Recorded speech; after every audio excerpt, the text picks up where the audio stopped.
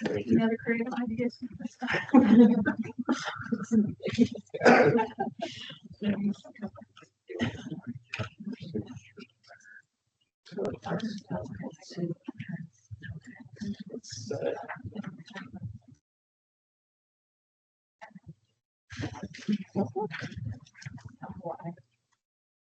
Well, if nobody has any objections, I'll go ahead and call the meeting to order.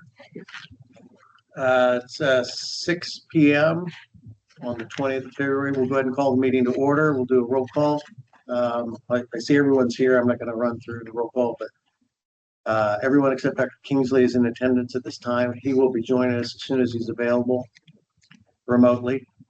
Let's go ahead and do our pledge. I pledge allegiance to the flag of the United States of America and to the republic for which it stands, one nation, under God, indivisible, with liberty and justice for all.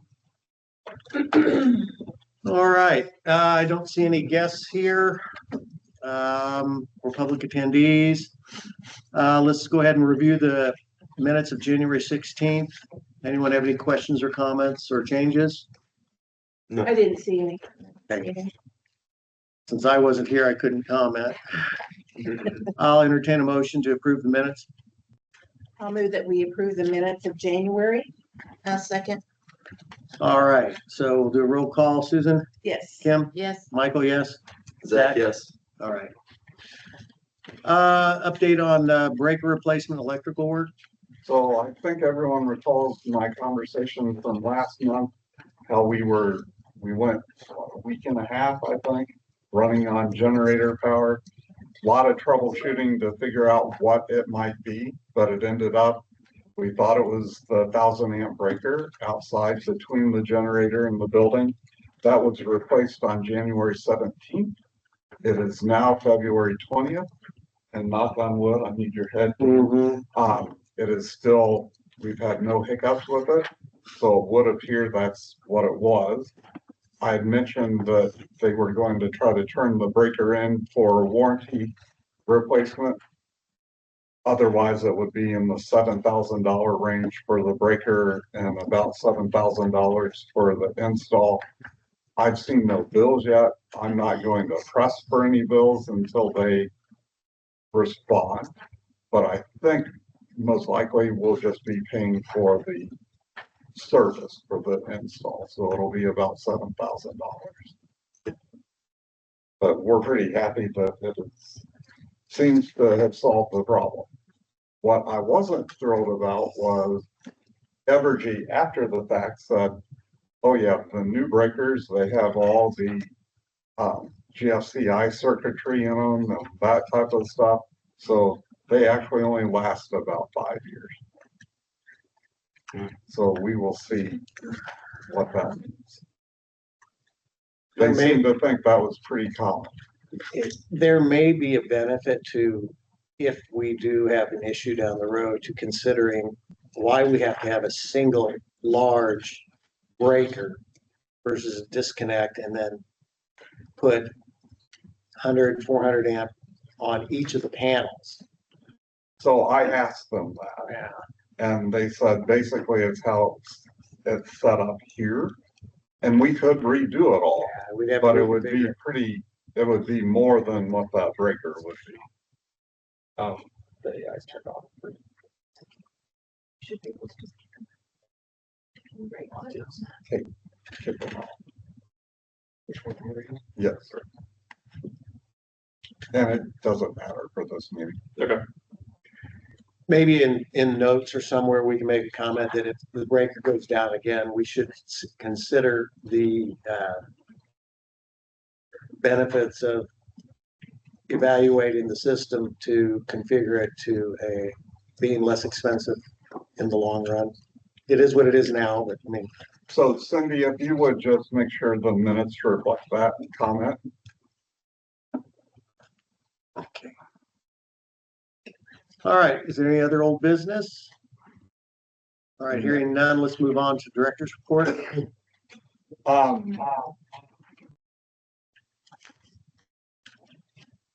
We have a couple of things that we actually have on the agenda for my report. So I will get some of the things. Dr. Kingsley and I met, I believe, on Monday this week, and we talked about the status of the dehumidifiers that are going to be installed in the HVAC. I had actually told him erroneously that everything had been ordered. What I found out was there was an issue with one of the controllers that's no longer available, so they had to submit it back to Brian Cassell to get an approval for the new one. That's been done.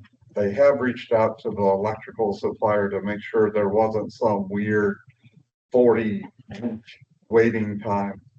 So the last thing they need to do, which I'm glad they're doing it, is Hales needs to come out. And I think everyone's pretty sensitive to, we don't want to do things more than once. We want to do it this one time and get it right. Come on. But I mean, everyone has their method, Susan. Sorry, that was inappropriate. I apologize.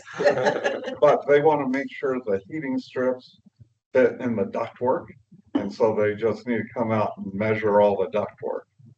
They wanted to do it, I believe, not today or earlier this week. So they're coming out, I think, on Monday.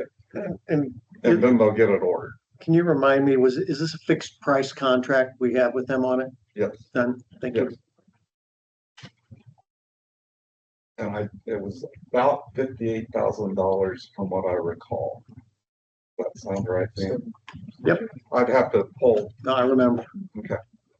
Treat this money like it's my own, and trust me, when it's that Yeah. high, it's painful, and you always remember But that's paying. what I recall.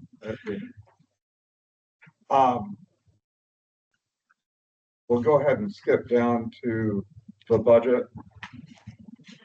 Revenue at the end of January. We were at 59.1% of the total budget for revenue of $3,937,942. For expenses, we were at 327.68 or 7.6% of our budgeted expenditures. At the end of January, that's 8.3% of the year, so we're pretty much right on target. Looking at our money market account, we are about 293,714 more than we were last year at this time. So that's good. And then our lease purchase, that's a table I added last month, and you can look at it in the packet. We continue to chip away at it. So we are about $233,000 less than we were last year. So roughly 10% of the balance. So we're just making progress every year. And we're really going to probably have some opportunities to chip away at it a little more, but we'll have to see. It's all a balance. At 2.88%, No. most businesses would minimize overpaying on that. However, I think I'm gonna provide the admonition that it's taxpayer funds. We want to minimize losses there since we're essentially our cash flows are guaranteed for the most part. And we can save the taxpayer money by chipping that down above what the minimum payment is on what you projected in your letter that I reviewed, that you were anticipating 10 years pay off of it. I think that I'm very supportive of that. And that's about where we're at. And I'll be talking a little bit more about that. Dan, would you scroll back up? There was one other thing that I kind of added.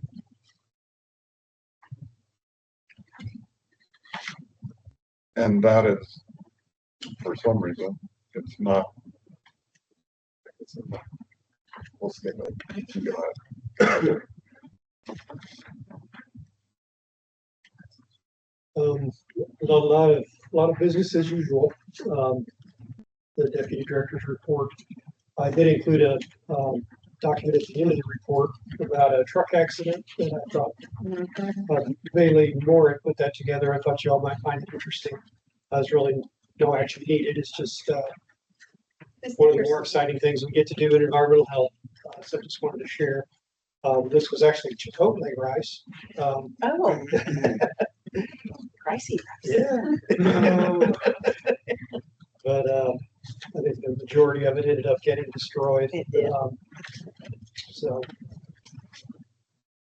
other than that, I really don't have anything unusual. Yeah, just business as usual. Any questions? No?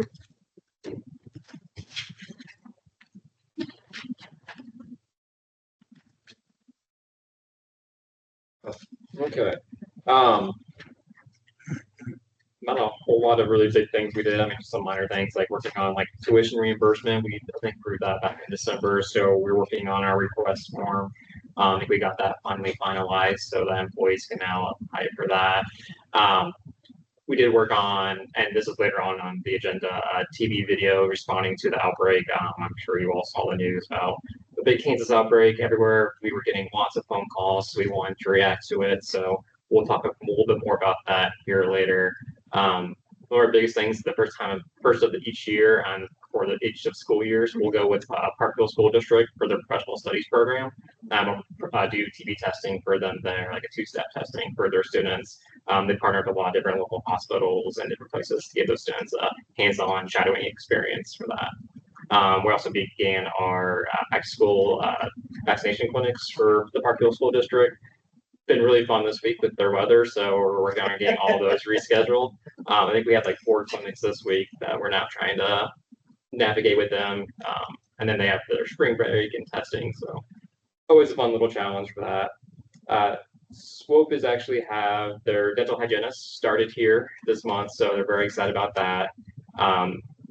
In addition to it, they also, Marquina Durham, she was from Samuel Rogers and helped our clients like apply for Medicaid and then for health insurance through the ACA. She ended up is no longer with us, but Swope was able to like within a week have someone else here to fill in that gap. So they will be here every Wednesday. We chose that day because that's the day that dental hygienist is here, so they can capture as many at-risk patients as possible.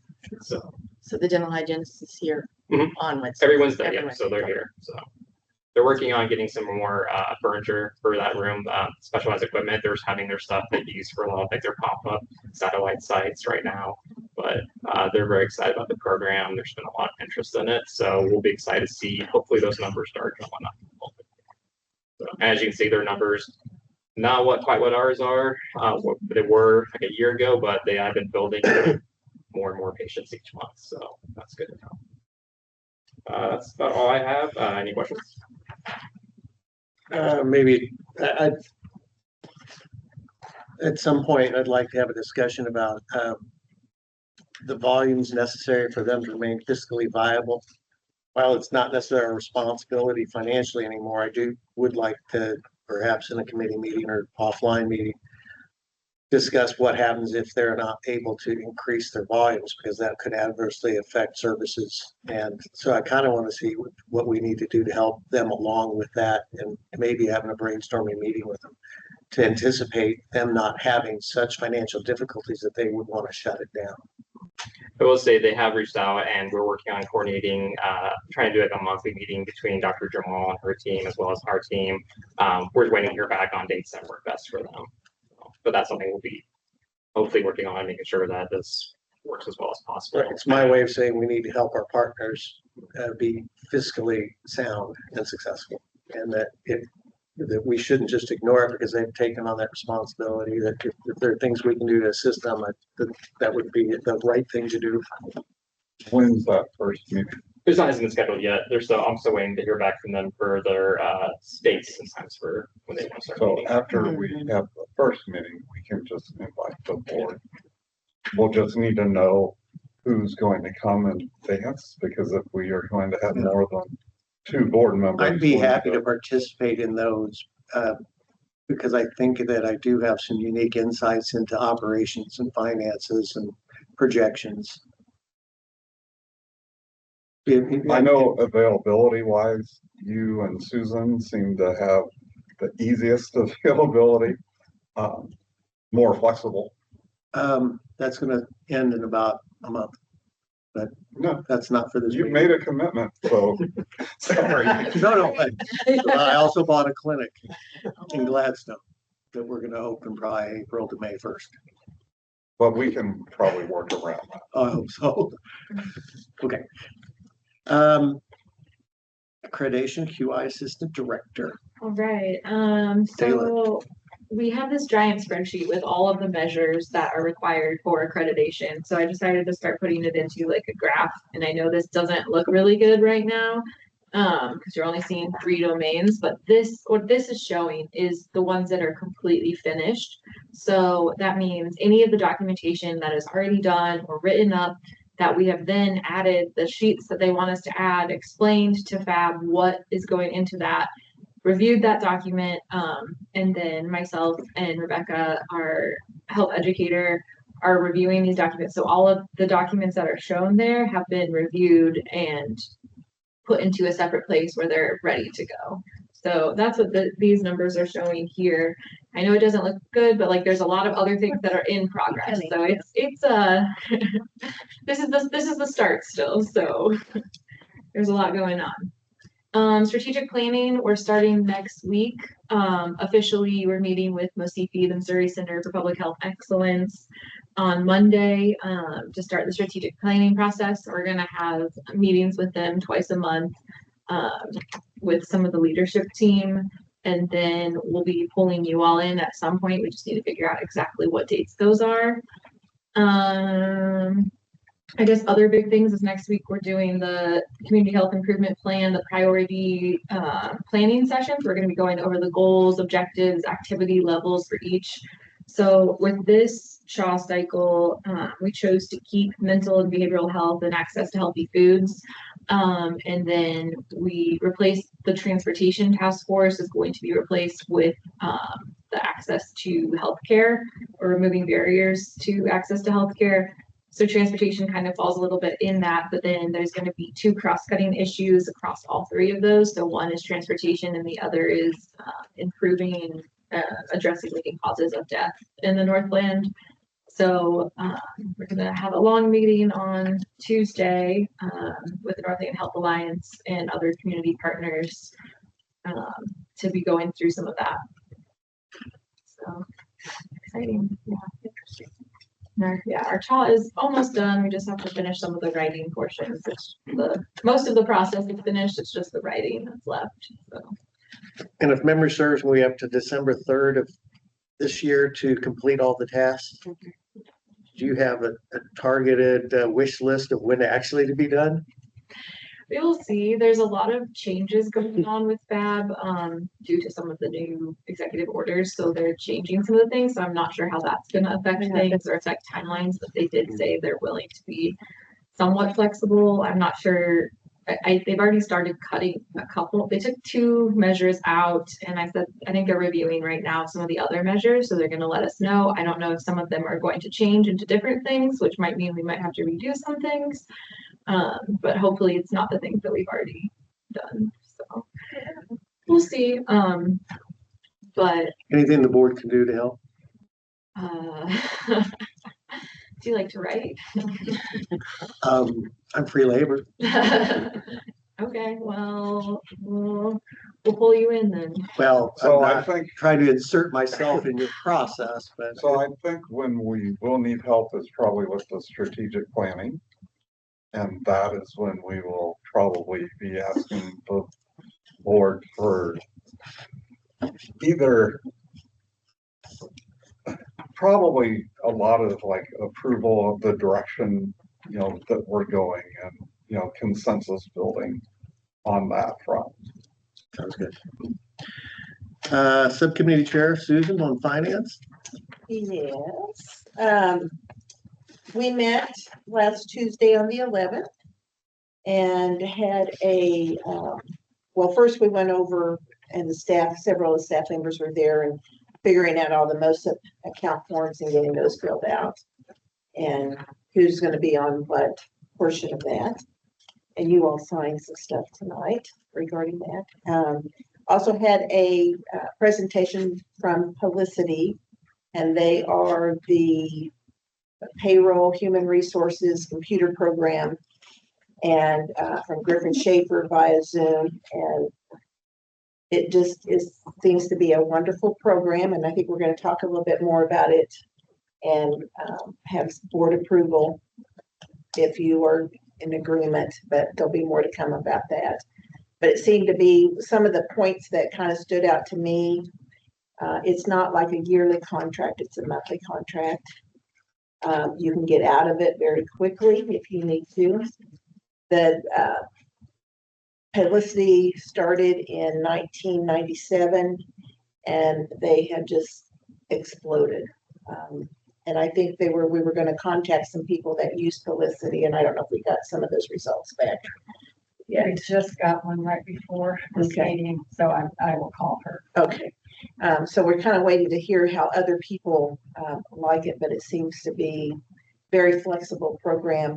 It also includes not only payroll, but the human resources aspect of it. Like for in-services, staff can just go on there instead of trying to plan and get your group together for an in-service based on your requirements. They can just go online.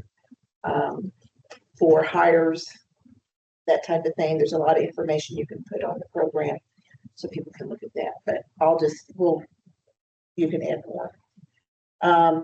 We also are beginning to look at our banking services contract and whether we'll probably have more information to you about that next meeting.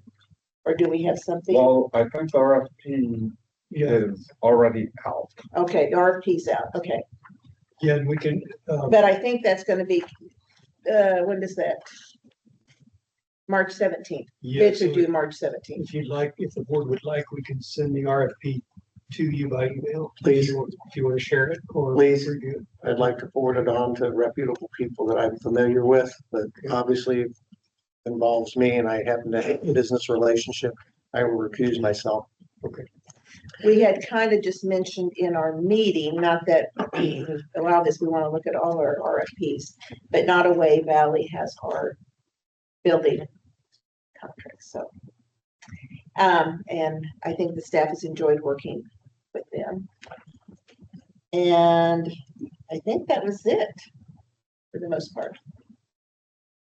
A lot of this meeting was a work session on filling out those forms and And the our in-service And on the- publicity. Yeah. Paylocity presentation. I do have a question because sometimes when a loan is written by a bank, sometimes there are provisions within the loan documents to require us to keep our deposit accounts at that bank. I'd like, just if we're looking and putting the RFP out, make sure we've got that's not going to hamstring us. I'm sure you already looked into it, but Yeah, we currently don't use them, so it's not in there. okay. There you go. And what I think Susan was probably mentioning was just that I had mentioned during the meeting, Nottaway is very interested in bidding. They told me that as we went through the process for the loan. Doesn't mean they'll get it, but we just, Right, Well, I mean, we will For do our. full disclosure, I have all my accounts pretty much now with Bank of Weston, which is a locally owned, family run, extremely high service and I will send that on to them. And I'm saying that now on the record so that if they do bid, I will not involve myself in that decision. So leave it at that. All right, financial report. I don't have anything. Susan covered a lot of Great. what I would have. done, Great. so thank you. Let's review and approve the bills. I move that we approve the bills from January 11th to February 14th. I'll second. Any further discussion? Hearing none, go to roll call vote. Susan, Yes. Kim, Yes. Michael, yes, Zach, Yes. motion approves. Fee resolution amendment. So easy, Okay. nothing. Woo-hoo. This is. Um, the information on the new business on the Paylocity, I really appreciated the robust description of what you guys were doing because it saved me tons of questions. I read through it and I think I'm very supportive of your conclusions and decisions on that. It does make sense, especially with the number of employees we have. The startup fee is understandable. And any contract is only as good as the out clause, which if it's month to month, that you might consider language in the agreement that if they terminate it within the first 6 months, that we get 50% of the startup fee back or something. I don't know if, because once we give them that fee, even though they're a reputable company, sometimes you want to look at that and see if they're willing to work with you on it. It's just a thought. Okay, appreciate it. It's almost, well, that's what, it's 2,800. Yeah. It was 2,152. Okay. Well, it's, all right, And I'll just say it is real work that they would be doing. I understand. So this kind of went through the finance committee. It was actually probably something that started about almost a year ago. I think Michelle Rawlins had brought, she had seen this, they looked at it, the team had a demo, and they're like, this is awesome. And they brought it to the finance committee, and I thought, well, that's great that it's awesome, but there's all kinds of programs out there. I'd really like you to talk to a bunch of different people, and I want to, like, I don't want to do this because of the setup fees and just the cost of switching over. I don't want to shop around by switching. I want to shop around, make sure that we vet it, make sure we do all these things. And over the past year, they have, it's kind of been hijacked a few times by other priorities, but they finally got to the point where they had demoed 4 other programs and just kind of looking at those. None of them held a candle to the things that that Paylocity had. Just even with the recruiting and onboarding, the system will hold all your job descriptions until you're ready to post for recruitment. Then it interacts with Indeed. So everything is pretty seamless. And so when you're arranging interviews and everything, it's all a portal within Paylocity to do that. And also, once you decide on your people, you can, I mean, Indeed has this built in, but you're using the Paylocity kind of terminal to send your no thank yous, to send your yes, we're interested, to do all your communication, keep everything documented, your interview templates, you put them all in there. And, you know, those are really important to have backup just in case that ever comes into question about how you're doing interviews, that type of thing. And then, Dr. Chaffee, we want to offer you the job, and you're yet, yes, I can think of nothing better than working for Andrew and Dan. That's the, Well, I already. well, you need to go get drug tested and background checked, and that's what I don't have time validity. to study for a test. Exactly. Well, and I just thought Griffin, Schaefer, the gentleman that was providing the in-service and the sales rep, I mean, was just so calm, cool. We had a question and he couldn't figure out the answer. He was going to get back to us. I mean, you know how some reps are, I don't Do the know. tap dance and BS. Yeah, and it just seemed very sincere and stuff. And I know that doesn't mean anything on the outside, but it just, the way he wasn't afraid to answer anything or get information and seemed like they work with the staff very well when they're implementing the process. It certainly doesn't hurt to have someone represent the company well. Right. And, you know, no pressure, like it was just all No, a it matter of really fact. wasn't. But Matter of fact. validity ties right into it. So right now we get emails and we have to print those and document it, put it in a folder, and it just sucks it all in. All of our forms, whether it be our phone list, whether it be all our policies and procedures, whether it be the board bylaws, there's a library within it to put PDFs of all those. So every employee will have a mobile app that they can access these things. So if they are looking for, what do I do if I have an accident?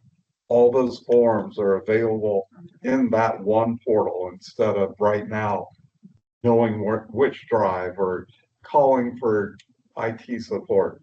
Those numbers, all that stuff is right there, very centralized.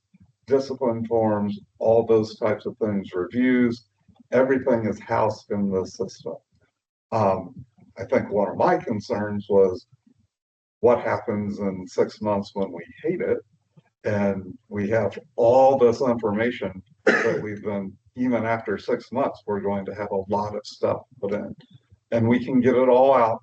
It's going to be PDF, so it's not going to be nearly as functional, but we can get it out before we terminate. But I don't know, Dan or Cindy, if the staff loved it. I loved it. When the helpline, like they were very available too. And I think for Taylor and accreditation and quality improvement, it really provided tons of documentation. And even our training that we will require or our annual employee survey, it has it built in to where you can schedule those things.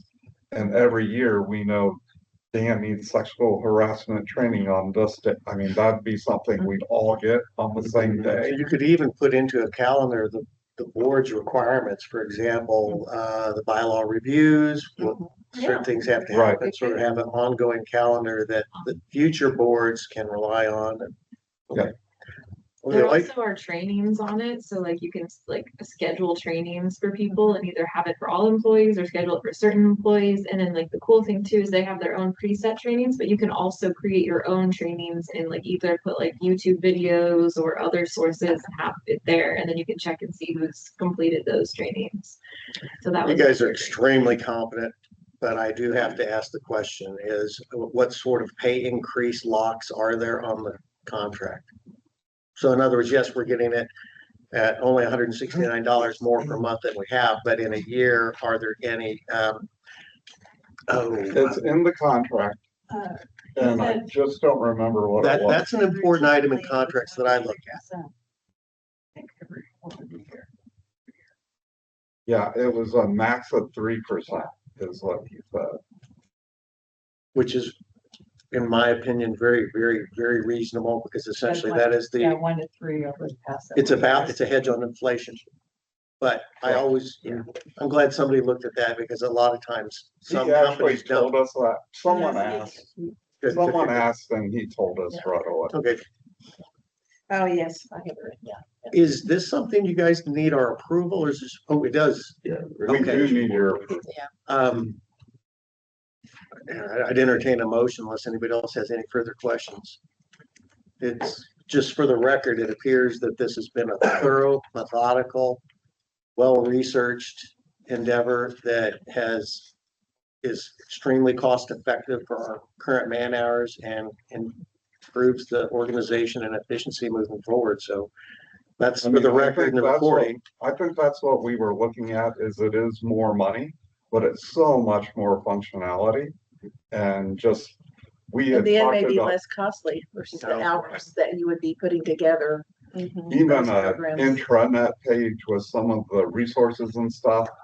That's pretty time intensive to maintain and this puts everything on the app on your phone at all times.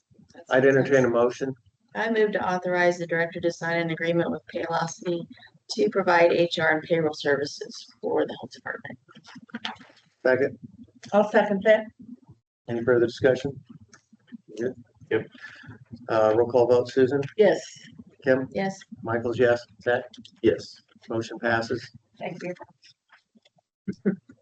You're welcome. Oh, for the record, when I read it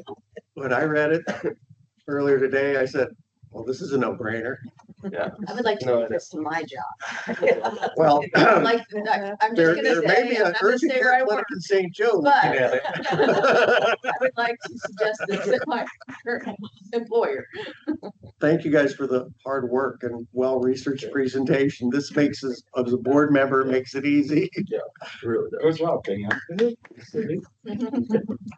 So I will say the HR team really worked very hard over the past year to jump through some of the hoops that were a We little did. frustrating, I think, but like you said, I feel really confident about no stone was left unturned to figure out what would be best for us.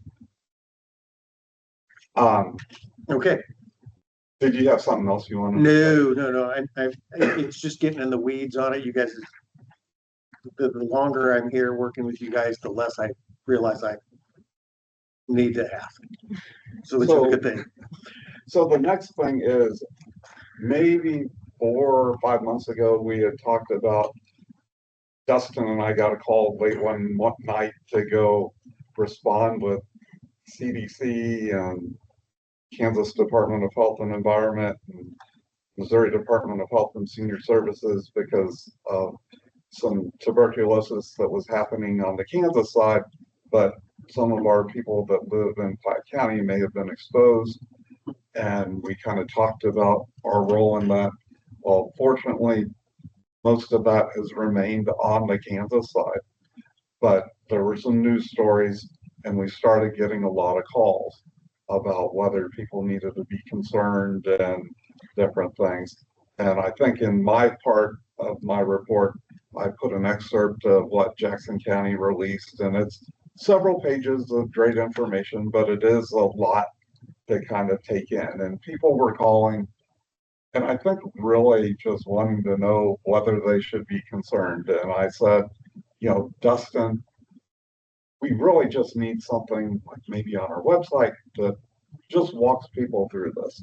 So if you don't mind, I'd love to share the Please. video that Dustin and Taylor are starring in. Their CDs of going DVD will be available in the parking lot. With T-shirts? their autograph. T-shirts, $20 per hour. please. Anybody have a problem playing it? No. No. Okay, okay.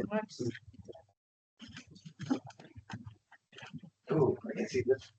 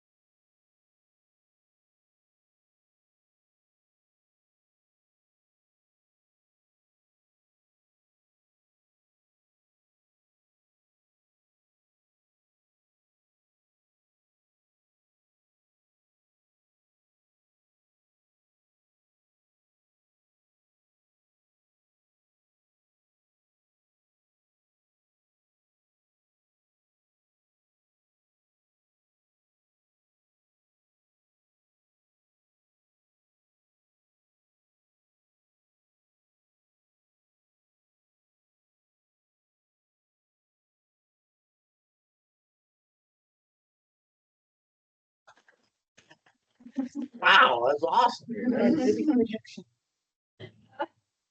There we go. Hold on, keep playing that. Keep that one too. And it's just a question of curiosity, phenomenal. That was great. Usually when there's an outbreak like this, and I did a little bit of look into it when it first hit, but generally it's when they get that big an outbreak, it's usually people who have a job that is in public contact, and it spreads a lot that way. Was there any information provided as to they've gotten the upper hand on it and they've identified the sources?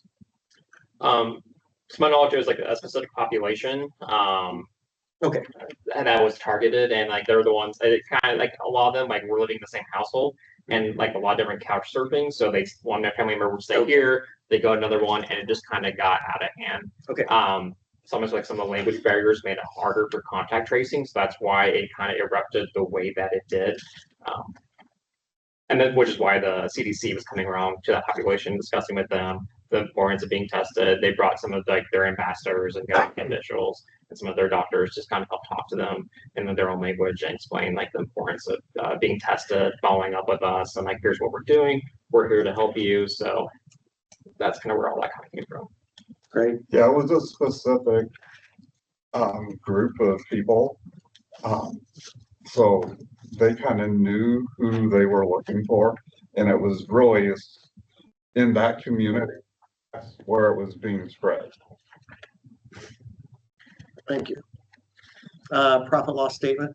So I don't know if you all remember, but last year, Dr. Kingsley had said, hey, when you send the required profit and loss statement to the commission, why don't you write a letter? And I said, I can. I don't know if they'll read it. And last year really didn't get any feedback. This year got quite a bit of feedback. And that may have never made it to the board or to the commission. Who knows? Someone may have said something. But this year we did get a response. So I think you all probably saw the letter, and I know you did, Susan, and kind of what I said. And it was basically what I covered in my report regarding the lease purchase and our better financial position. Well, I got a response, and I just felt like it was probably worth reading the response to the board. I do too. Please. So, and I was not expecting this, but so it just came to me and it said, Andrew, thank you for the income statement and balance sheet information. Your letter will be presented on Monday as part of our consent agenda, but just wanted you to know that I'll be making a public statement congratulating you for your sound financial stewardship of the Platte County Health Department, one of the county's most valuable assets. As I'm sure you remember, I was critical of the health department's financial situation in early 2023. So I'm happy to be able to report this very good news about your financial situation that was accomplished without sacrificing service. Thank you for your service to the people of Platte County. So I thought that was very, very nice of Presiding Commissioner Fricker to send to us. I did respond. Dear Presiding Commissioner Fricker, thank you so much for taking the time to send a note regarding the Health Department's profit and loss statement. The Board of Trustees, my team, and I are committed to being good stewards of public funds. We have worked diligently to be strategic in our expenditures while meeting the public health needs of the community. I will share this with the board and my team. I'm sure that they will appreciate your kind words as well. Have a great rest of the week. Thanks again, Andrew. And I do have his comments, if I can share those.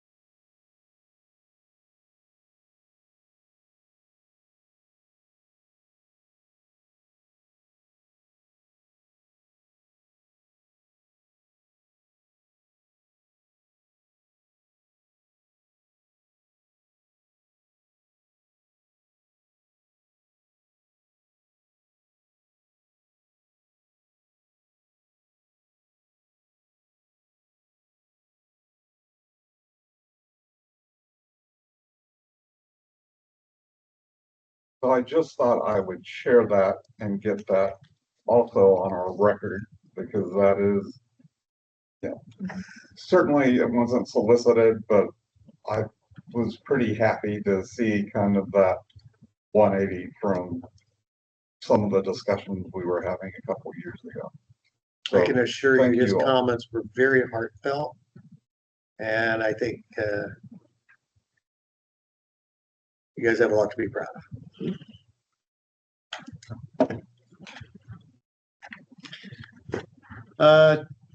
Date for June board meeting. So the June board meeting falls on a holiday, which is Juneteenth. What day? June 19th. 19th. June 19th. Well, so just need to kind of get from the board whether we would want to have the board meeting on that Thursday or move it to Wednesday, maybe. Well, then I'll open it up for discussion of the board members that are here.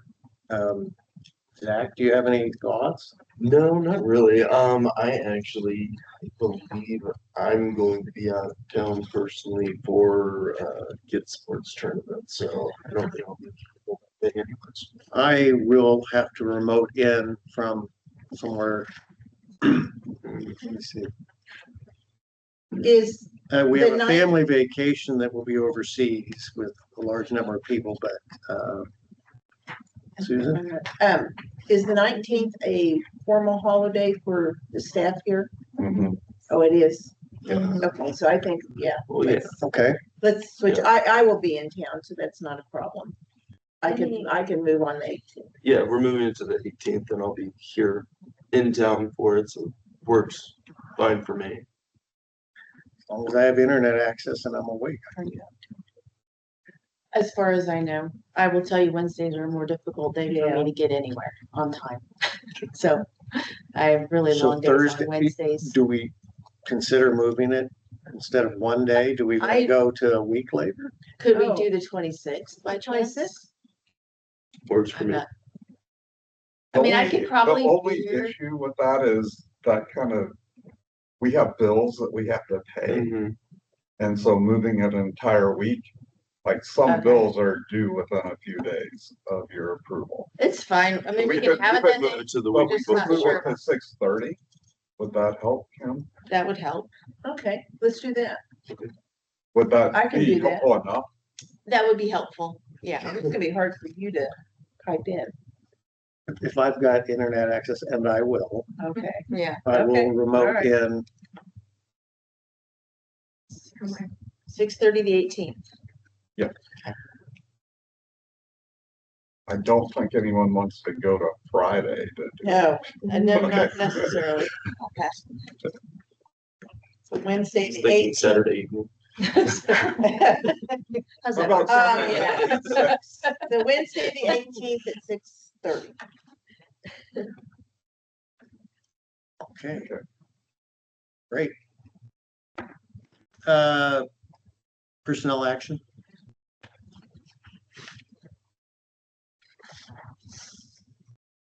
So I'm not sure if I knew this at the last board meeting. It's kind of hard to tell. But Aaron Smolin, who is our marketing specialist and our PIO, resigned effective February 7th. We have a new, so we did do interviews. I think it was Cindy, Taylor, Trisha Rothweiler, and myself did the interviews. We had we actually had a lot of candidates. Wow, good. Not necessarily all of them were qualified, but we did have a lot of candidates. We ended up interviewing 3.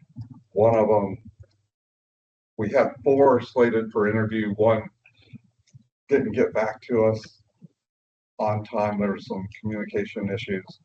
But anyway, we had really 3 great interviews. Jill Ballard was selected. She currently is working for you at Fox 4 and has had a long history with TV.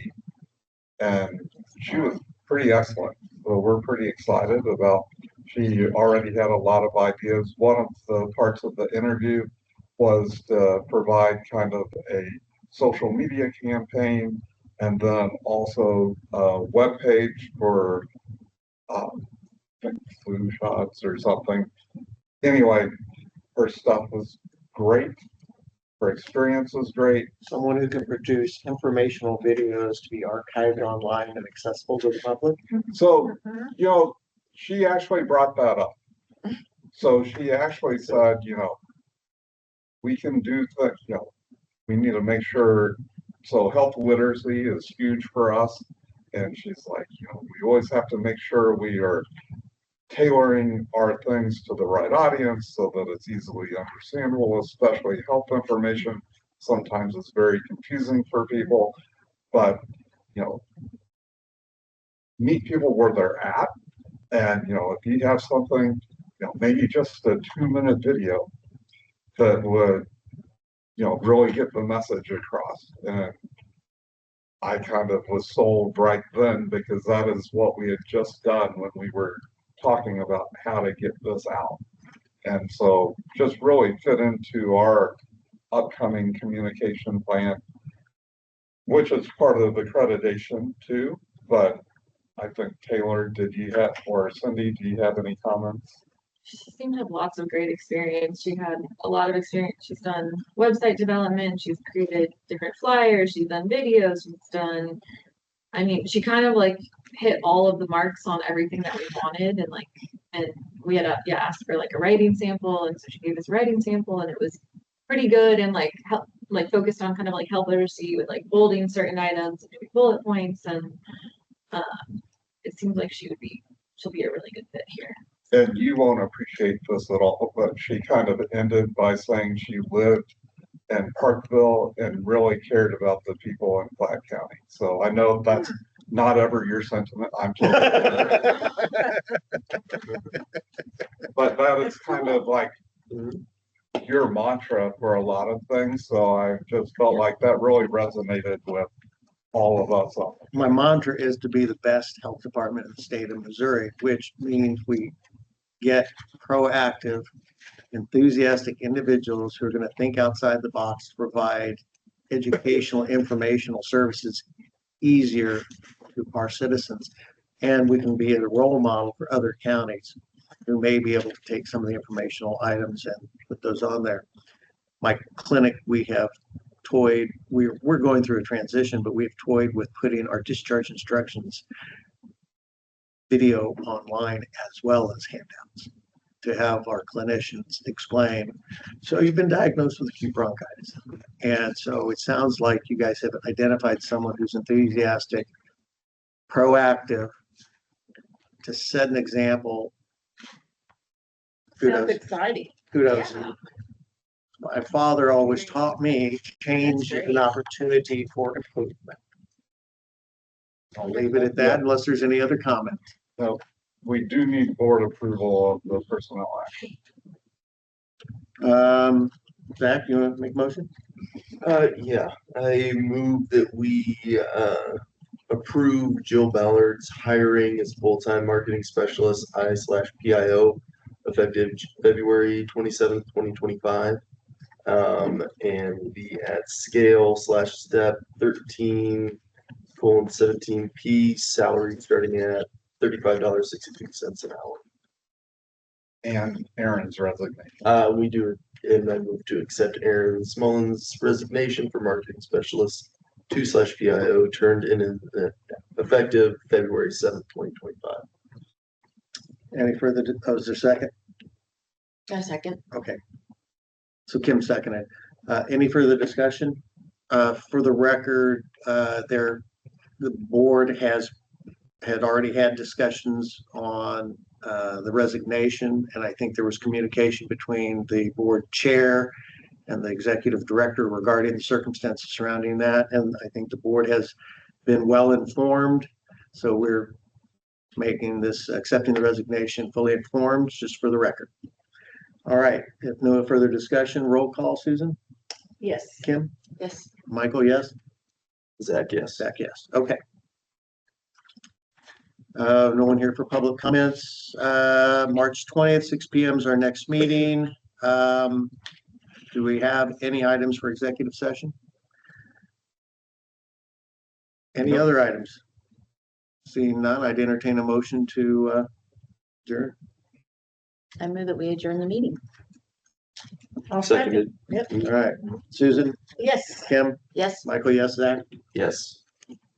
that is record time. Oh!